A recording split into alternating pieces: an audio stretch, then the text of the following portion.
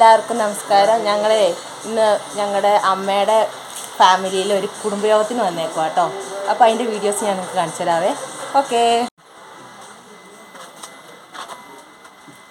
അപ്പോഴേ ഇവിടെ എല്ലാവരും തകൃതിയായിട്ട് പാചകമൊക്കെ നടത്തിയിട്ടുണ്ട് ഞങ്ങൾ വന്നപ്പോഴത്തേക്കിനെ. അപ്പോൾ നമുക്കത് എന്തൊക്കെയാണെന്ന് നോക്കിയാലോ. ഉണ്ടോ, ഞങ്ങൾ ഇവിടെ വന്നപ്പോഴത്തേക്കിന് ഇവിടെ ഇതാ ചിക്കനൊക്കെ വേവിച്ച് വെച്ചിട്ടുണ്ട്, ഇവിടെ റൈസ് വേവിച്ച് വെച്ചിട്ടുണ്ട്. അപ്പോൾ നമ്മുടെ പാചകക്കാരനാണ് റോയി ചേട്ടൻ, അടിപൊളി പാചകക്കാരനാണ്.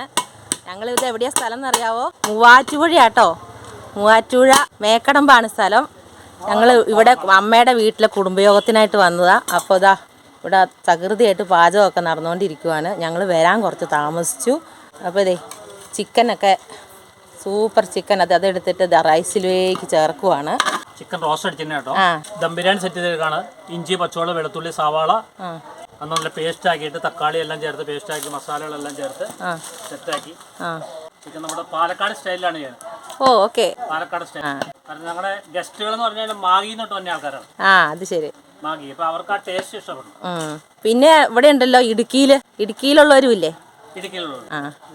ഇടുക്കി, വെള്ളത്തൂല്, അടിമാലി, ആയിരേക്കർ റൈസ് കട്ടി. അതായത് ഒരാൾ ഇടുക്കിയിലാണെങ്കിൽ ഒരാൾ പാലക്കാടാ, പിന്നെ ഒരാൾ മാഹിയില്. ഇവരെല്ലാം ഒത്തുകൂടുവാണ് മൂവാറ്റുപുഴയില്. ഇനി ഇപ്പുറത്തെ സൈഡ് ഇടണോ? ഇനി ഞാൻ വേറൊരാളെ പറഞ്ഞുവിടാം. അങ്ങനെ ചിക്കനൊക്കെ ഇട്ട് അതിന്റെ മുകളിൽ റൈസ് ഇട്ട് നെയ്യ് ഒഴിക്കുന്നു. ഇതിൽ അണ്ടിപ്പരിപ്പ്, മുന്തിരി, മല്ലിയില, കറിവേപ്പില അല്ലേ, അതൊക്കെ ഇട്ടിട്ടുണ്ട് കേട്ടോ. 100 പേർക്ക് കഴിക്കാനുള്ള ഫുഡാണ് ഉണ്ടാക്കിയേക്കുന്നത്. ഇനി നമ്മൾ അടച്ചു വെക്കൂലേ? ഓക്കെ. ഇനി ഒരു 15 മിനിറ്റ് ദം ഇട്ടിട്ട് വേണം അത്ര അത് എടുക്കാൻ. അപ്പം നമുക്ക് ഇനി അത് തുറന്നു കഴിഞ്ഞ് ടേസ്റ്റ് ചെയ്തിട്ട് പറയാം കേട്ടോ.